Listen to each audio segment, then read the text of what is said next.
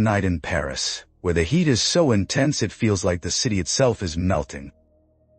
The streets are eerily empty, and even the iconic Louvre Museum, usually buzzing with tourists, is quieter than ever. No one wants to brave the unbearable weather, except for one daring individual. Under the cover of darkness, this man is about to pull off a crime so audacious it will echo through history. In just a few hours, he will steal the Mona Lisa, one of the world's most famous paintings, right from under the noses of the Louvre security. How did he do it? How did he almost get away with it? And what was the intricate plan behind this legendary heist? Stick with me as we unravel the greatest art theft in history, a story full of mystery, deception, and unbelievable twists. Let's set the scene. It's a sweltering Sunday evening in Paris, and the sun is just dipping below the horizon. The last few tourists are trickling out of the Louvre, their footsteps echoing in the grand halls as the museum prepares to close for the day. But just before the doors are locked, a man slips inside. He's dressed in the official white uniform of a Louvre employee, blending in seamlessly with the staff. No one gives him a second glance as he navigates the familiar corridors with purpose. He heads straight for a small, cramped storage closet, squeezes himself inside and waits. Hours pass in complete silence as the museum shuts down for the night. This man is patient, determined, and ready to strike. The Louvre is closed the following day, a Monday, which means only a handful of employees will be around to patrol the vast building.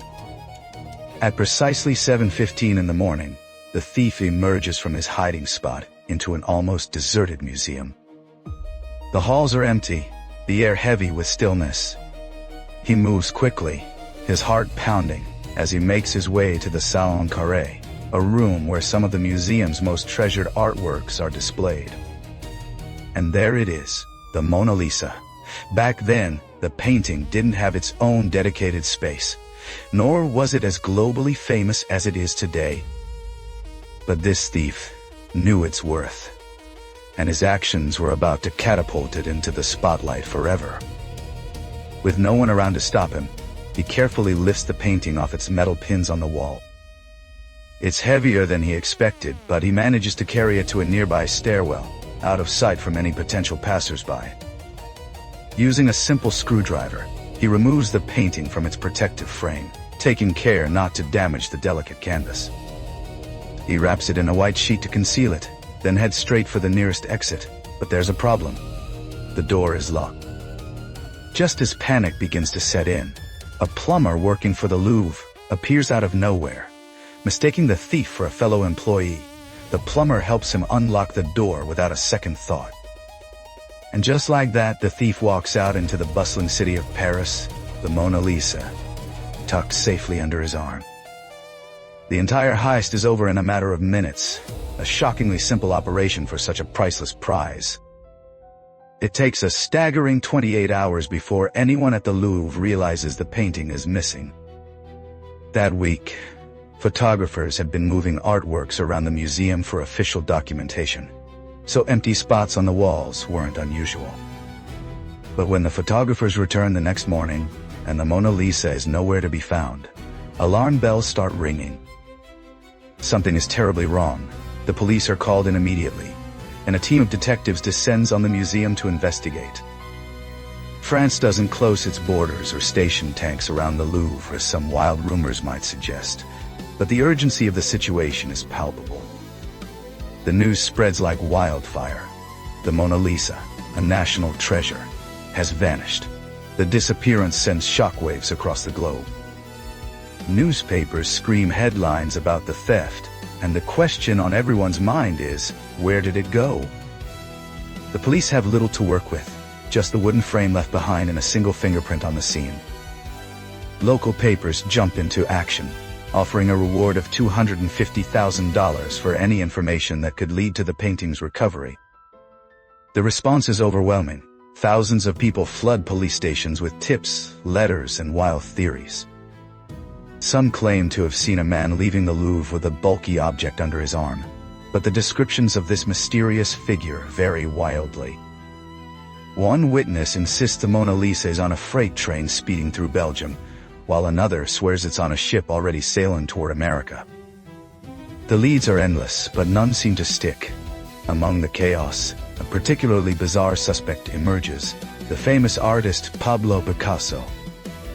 A secretary who knew Picasso comes forward, confessing to police that he had stolen several Iberian statues from the Louvre and sold them to the artist. Picasso had even used these statues as inspiration for one of his paintings. It seems like a long shot, but when the Louvre checks the serial numbers on the statues, they confirm they were indeed stolen from the museum. Picasso is arrested and brought in for questioning, though there's little evidence tying him to the Mona Lisa theft.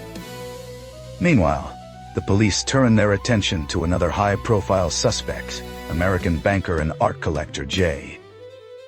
P. Morgan. At the time, art forgery was a booming business, with fake paintings often sold to wealthy, unsuspecting buyers in America. A theory emerges that Morgan commissioned the heist, and the Mona Lisa is now on its way to him. Authorities in America stop and search a boat docking in New York, but there's no trace of the painting on board. Theories and tips continue to pour in from all corners of the world, but after 2 long years of searching, the Mona Lisa's whereabouts remain a complete mystery. The police are stumped, the public is obsessed, and the painting seems to have vanished into thin air. But here's the astonishing truth. The Mona Lisa hadn't gone far at all. It was hidden in a small apartment just 3.2 kilometers from the Louvre, in the home of a man named Vincenzo Peruggia. Peruggia, a 29-year-old Italian, had once worked at the Louvre as a handyman. He knew the museum inside and out, its weaknesses, its routines, even its blind spots. He knew the museum was closed on Mondays, and he was aware of the photographers moving artworks around. In fact, he had personally built the protective case for the Mona Lisa, which made it all too easy for him to dismantle it during the heist. After stealing the painting, Peruggia hid it in a trunk with a false bottom, a clever contraption he had crafted himself. But how did he manage to evade capture for so long? Astonishingly, Peruggia already had a criminal record, and his fingerprints were in the police system.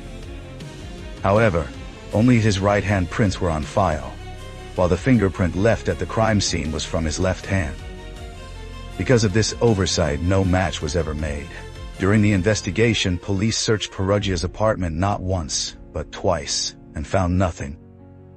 Little did they know, the Mona Lisa was right under their noses the entire time, hidden in plain sight. Peruggia had pulled off a deceptively simple heist, and for 2 years, it seemed like he might actually get away with it. But after holding the painting hostage for so long, Peruggia grew impatient. He decided to take a risk.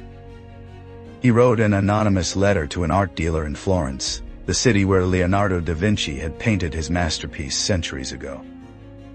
In the letter, Peruggia claimed to have the Mona Lisa in his possession and expressed a desire to return it to its rightful home in Italy. Signing the letter with the pseudonym Leonardo, he boarded a train to Florence to meet with the dealer. The art dealer and his associate agreed to meet Peruggia in his hotel room to verify the painting's authenticity. With the doors locked for privacy, Peruggia opened the trunk, and to their amazement, there it was, the real Mona Lisa, unharmed after all this time. To further authenticate the painting, the dealers took it back to their studio, assuring Peruggia that he would be rewarded for bringing it back to Italy. But within an hour, the police arrived at his hotel room door and arrested him. Peruggia's daring heist had finally come to an end. He spent just 7 months in prison for the crime and passed away a mere 10 years later. While the search for the Mona Lisa was over, the full story behind the theft remained shrouded in mystery. What had really driven Peruggia to steal the painting? Was there more to the story than a simple act of theft? In 1932, a new piece of the puzzle emerged. A story published by a man named Carl Decker revealed a far more elaborate plan behind the heist. According to Decker, the true mastermind wasn't Peruggia, but a man named Eduardo de Valfierno, a skilled art forger with a cunning scheme. Valfierno's plan wasn't to sell the real Mona Lisa, but to create and sell 6 perfect copies of the painting to 6 unsuspecting millionaires in America. He hired a talented French painter to craft these forgeries, then shipped them to America and stored them until the time was right. But for the buyers to believe they were purchasing the real Mona Lisa, the original had to disappear from the Louvre. That's where Perugia came in. Valfierno hired him to steal the painting, ensuring news of its disappearance would spread worldwide.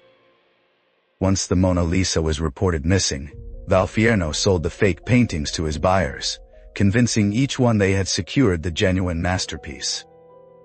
The scheme was a massive success, and the 3 men involved, Valfierno, the forger, and Perugia, walked away with the equivalent of $90 million in today's money. It was a brilliant con, one that exploited the chaos and obsession surrounding the theft. Whether this story is entirely true remains a topic of debate, but it adds a fascinating layer of intrigue to an already incredible tale. The theft of the Mona Lisa isn't just a story about a stolen painting.